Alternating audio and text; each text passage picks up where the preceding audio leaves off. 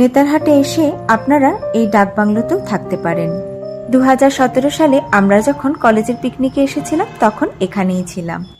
কালকে যদি সম্ভব হয় তাহলে ডাকবাংলোর ভেতরে ঢুকে আপনাদের একবার দেখানোর চেষ্টা করব।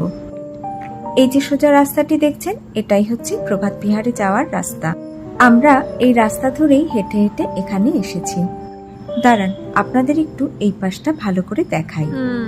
ডাকবাংলোর উল্টো দিকে বাঁ দিকের এই রাস্তাটি চলে গেছে নেতারহাট স্কুল আর নেতারহাট মার্কেটে। ডান দিকের রাস্তাটি হচ্ছে কোয়েল ভিউ পয়েন্টে যাওয়ার রাস্তা। এখন প্রায় 8টা মতো বাজে আর আমরা ফিরে এসেছি প্রভাত বিহারে। গোটা জায়গাটিতে গার্ডেনের সমস্ত লাইটগুলি এখন জ্বলে উঠেছে। চারিদিক থেকে শোনা যাচ্ছে ঝিঝি পোকার জোরালো ডাকের একটা তীব্র শব্দ। 2007 সালে আমি যখন প্রথম নেতারহাটে এসেছিলাম তখনও এই প্রভাত বিহারেই থেকেছিলাম। আমরা এখন হাঁটতে হাঁটতে চলে এসেছি প্রভাত বিহারের পিছন দিকটাতে। দাঁড়িয়ে আছি সেই সানরাইজ ভিউ পয়েন্টের উপরে। 2007 সালের সেই প্রভাত বিহার আর এখনকার প্রভাত বিহারের মধ্যে কিন্তু আকাশ পাতাল তফাৎ। সেই সময় এই গোটা প্রভাত বিহারটিতে আমরা মাত্র এক রাতের জন্য 3টে পরিবারই ছিলাম। সে এক ভয়াবহ অভিজ্ঞতা আমাদের জীবনে। ইলেকট্রিসিটি তখন ছিল না বললেই চলে। আমার ছেলেও তখন খুব ছোট, ক্লাস 3তে পড়ে।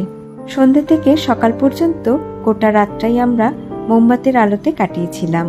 সেই 2007 থেকে 2025 নেতারহাট এখন অনেকটাই উন্নত। চলুন, অনেকক্ষণ ঘোরাঘুরি হলো, এবার একটু রুমের ভেতরে যাই।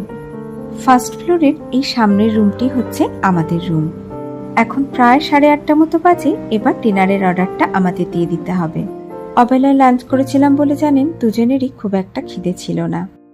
রাত্রে শুধুমাত্র আমরা নিয়েছিলাম চিলি চিকেন আর একটু প্লেন রাইস। দুপুরবেলার ডাল আর আলু ভাজাও একটু বেঁচে গেছিল। আমি প্লেট দিয়ে ঢেকে রেখেছিলাম।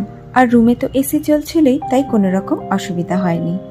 ডিনার সেরে নিয়ে আমরা দুজনেই একটু বারান্দায় বসে থাকবো। বাইরে খুব সুন্দর ঠান্ডা মিলমিলে হাওয়া বইছে।